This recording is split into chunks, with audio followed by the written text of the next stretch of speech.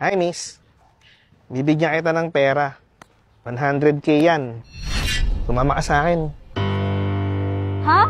Ba't ako kasama sa'yo? Babe, kilala mo ba yan? Hindi ko siya kilala. Yun na nga eh. Kung bibigyan kita ng malaking pera, sasama ka ba sa akin kahit hindi mo ako kilala? Siyempre hindi. Kahit gawin ko na yan 200K? Anong akala mo sa akin? Babaeng bayaran? Hindi mo ako madadala dyan. Miss, hindi mo kasi naitatanong. Sa akong businessman. Ako may-ari ng subdivision na to. At ako rin ang may-ari ng mga mall na malapit dito. San ka pa? Hindi ako basta-basta sasama sa'yo dahil lang sa perang to.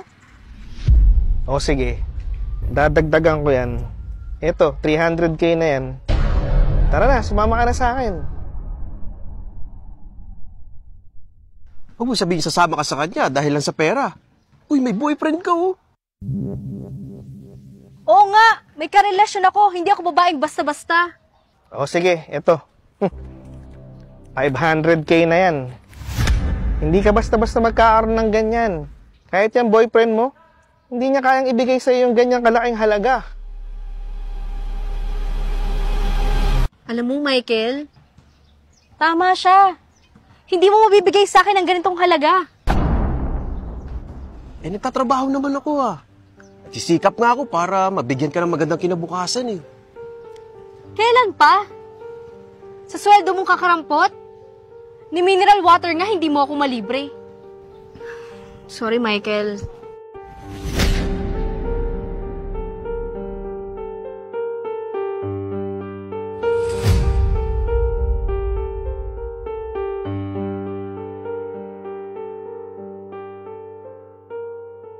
Wow! Ang ganda naman dito sa bahay niyo. Oo naman. Siguro madami ka ng babaeng nadala dito, no? Hindi ako magsisinungaling sa'yo eh. Oo, marami na. Talaga? Oo, lahat sila, inalok ko ng pera. Pera-pera lang naman talaga dapat. Yung boyfriend ko kasi, wala akong mapapala doon. Tama ka. Wala ka mapapala sa akin. Michael? Anong ginagawa mo dito? Ako may-ari nito. Yung lalaking yan, binayaran ko lang yan. Totoo ba yung sinasabi niya? Oo. Bakit niya nagawa sa akin to? Hindi kayo nagsasabi ng totoo. Mga sinungaling. Huwag ka na mag-play victim, Karen. Sabi mo, mahal mo ko kahit hindi ako mayaman.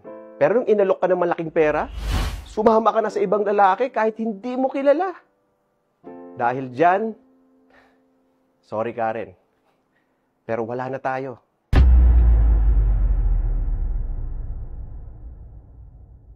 Siya nga pala, yung perang nasa iyo, hindi totoo yung mga yan.